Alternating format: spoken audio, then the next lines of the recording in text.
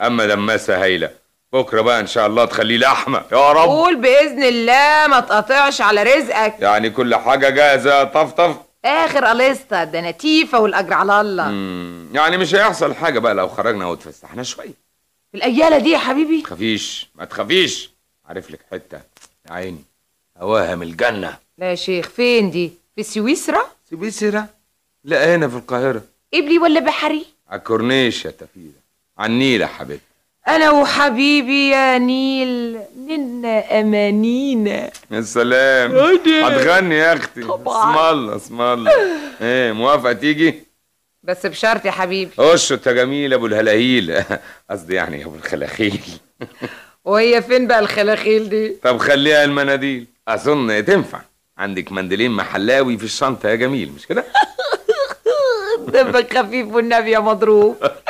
اللهم اني صايم. ايوه كده قوليها مره عني مره بدالي، كلنا بشر. عارف ايه الشرط بقى يا حبيبي؟ ايوه بالحقيقه ايه الشرط؟ ناخد توحيده معانا. لا لا لا لا ولا ليه؟ ده شرط تعسفي ده يا مراتي. يعني ايه تعسفي؟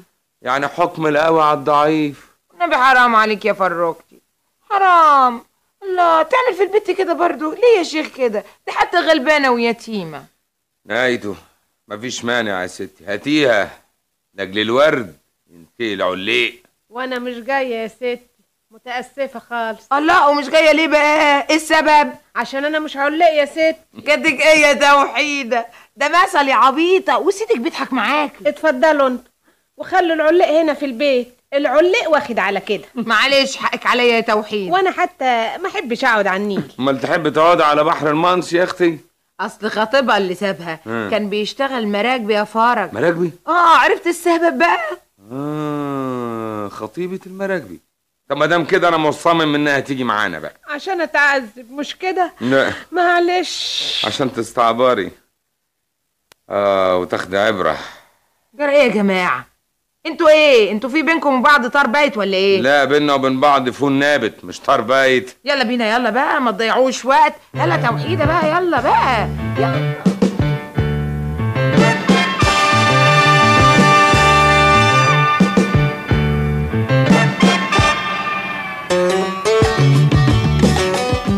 يا سلام يا طفطف، شايفه القعده تحت الشجره الكبيره الجميله دي؟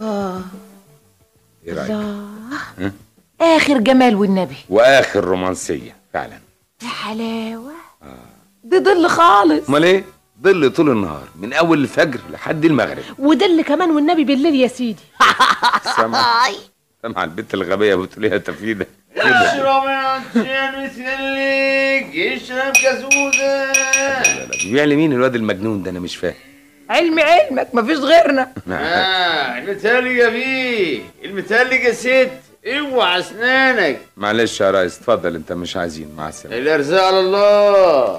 اشرب عشان المتهلج كازوزه، اوعى اسنانك. ده سئيل سئاله قوي. بتهيألي اطبق في زماره رقبته الغبي ده. لا مالنا وماله يا فروجه، خلينا احنا يا اخويا في جونا. جو ايه بس والقعده كده وبتاع الكازوزه هو والغم دي يعني. انا انسحب يا ستي وارجع البيت. ليه بس يا توحيده؟ اصل انا مش غم يا ستي، انا توحيده وامي كمان اسمها فرحانه. فرحانه؟ فرحانه بايه؟ فرحانه على ايه يا اختي؟ فرحانه ليه؟ كفايه يا فرج بلاش هزار اعمل معروف. توحيده بتاخد الكلام جد. كل الكلام تسمعه وتاخده جد وتتأثر. طيب افتكرت معايا كتاب جبته فهقراه. عندك مانع يا حبيبتي؟ ابدا يا حبيبي، بس اياك يعني ما نكونش ما نكونش كده مضايقينك برضو واحنا قاعدين يعني. لا وتطلع روايه بوليسيه بقى لا دي قصه اجتماعيه ذات مغزى كمان. طيب اقرا يا حبيبي على كيفك، وبعدين بقى تبقى تحكي لي على الروايه. ها قدامنا وقت طويل. طب انت هتعملي ايه بالحق؟ انا اعمل ايه؟ انا وتوحيده هنشتغل تريكو، عامله حسابي طبعا. اشرب يا عشان مثلك كازوزه اكسترا، اوعى اسنانك كازوزه. يا دي انت شوف لك حته تانية يا جدع انت.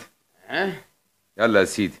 الارزاق على الله يا بيه. احنا صايمين يا ابني صايمين. اعمل معروف ابعد عنه دلوقتي. وكل الناس كمان صايمين. الارزاق على الله يا جدع روح اركن الجردل هناك في حته تانية احسن لك. يا جدع اركنوا لحد بعد المغرب يا جدع. خبر اسود، ده ايه ده؟ مش غايزنا نلاقي وعى اسنانك دي، حاجه تجنن. اشرف امك كسر له اسنانه. لا اعصابك يا حبيبي، مالنا وماله احنا، دع الملك للمالك. ما هو ما فيش غيرنا في الحته وقلنا له صايمين، لزومها ايه بقى؟ اوعى اسنانك. ولا اشرب يا عطشان. صراحه اصل انا عطشان والكلمه دي بتزود عطشي. اقول لك يا تفيده، انا هضربه بشرفي لا اضربه، سيبيني عليه. لا لا لا لا، اعقل بقى، اعقل والنبي وبلاش المشاكل دي. اشرب يا سيدي، اشرب المتلج كزوزه يكسر. اثبت يا حبيبي، اثبت. لا بس انا قايم اصلي في المصلى اللي تحت دي جنب الميه. العصر الدم بقى له مده. الله، احسن طريقه بقى.